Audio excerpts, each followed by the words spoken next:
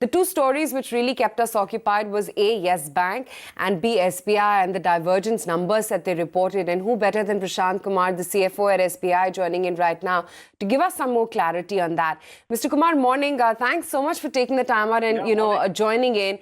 Because, one really wants to understand whether in this way, a due recognition of Diwan housing account has happened or not. Has it been fully recognized by the bank, sir? So we, like as a policy, okay, we don't comment on the individual account. But since you have asked this question, okay, so this account so far is a standard, okay, and maybe this quarter we will see what is going to happen to this account. But till September, this account is a standard and it has not been pointed out otherwise by the regulator so far. Why there has been a divergence? What is that you did not account for, Reserve Bank of India has not accepted? So basically, like what happens that we are a very large bank with a balance sheet size of almost 36 lakh crores, and on the asset side also 23 lakh crores on the domestic loan side. You have large number of small accounts from agriculture, SME, where there is always an issue about the recognition from the system. Similarly, in case of restructured accounts, there is always an interpretation issue about the date since when the account has become NPA.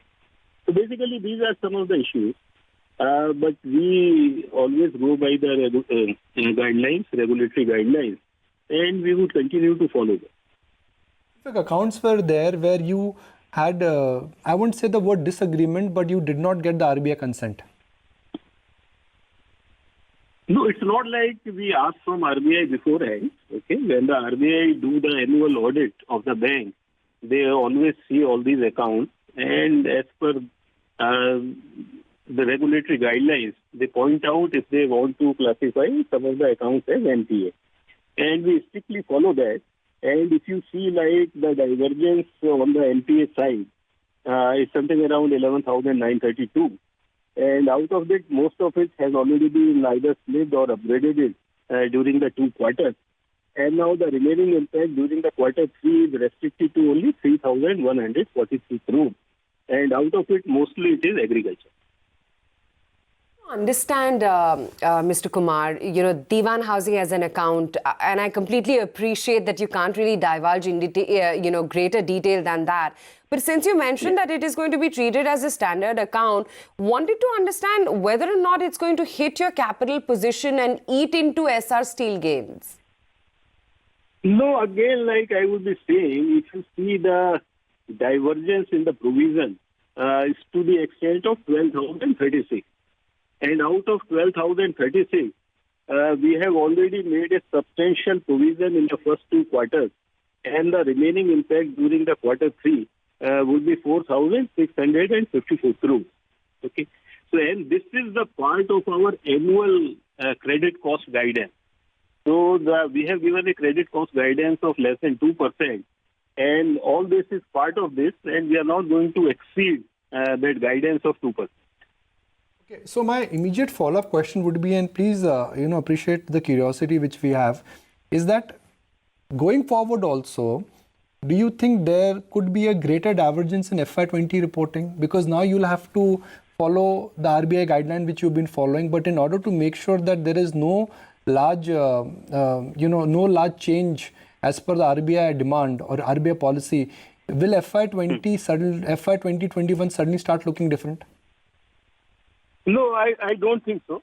I think going forward, divergence would be very, very small and may not be any divergence, because every time we get more educated, we see like how the regulators are seeing the different things, and we always follow the regulatory guidelines, and in future also we would follow that. So I think this type of difference in the interpretation, I think should be minimized in future.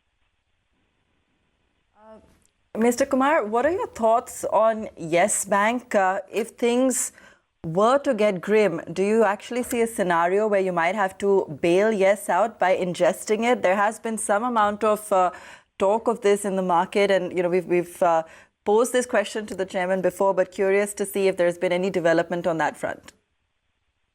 No, I think one thing is very, very clear that SBI doing anything for Yes Bank is simply out of question.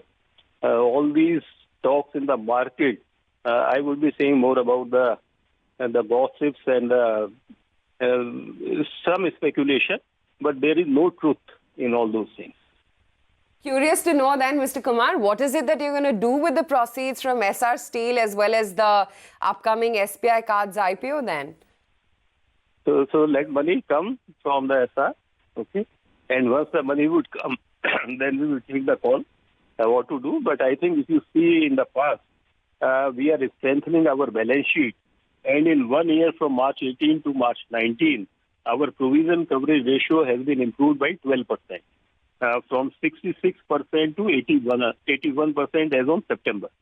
So our constant endeavor is to strengthen the balance sheet and make the provision. Last question. Every time when we interact with RBI, the sense which we get from RBI is that banks are reluctant to lend. There is a sense of reluctance which has come within bankers to lend to the infrastructure sector. Is that true? I mean, I get a sense not within SBI but outside when I speak to some bankers on the record, off the record, that they are very reluctant. They are subdued. It's not fear, but it is pure, risk aversion. So basically, we don't comment on the RBI observation, okay? But the issue is that if you see about any reluctance on the part of the banker to lend, I would be saying there is an issue more about the demand. Though bankers, I would be saying they are more risk conscious. I would not be saying risk averse. I think the way the things are happening in the environment, I think gradually we are becoming more conscious or understanding the risk with the different things. But there is absolutely no risk averseness. All right, Mr. Kumar, we'll leave it there. Thanks so much for joining us. Thank you.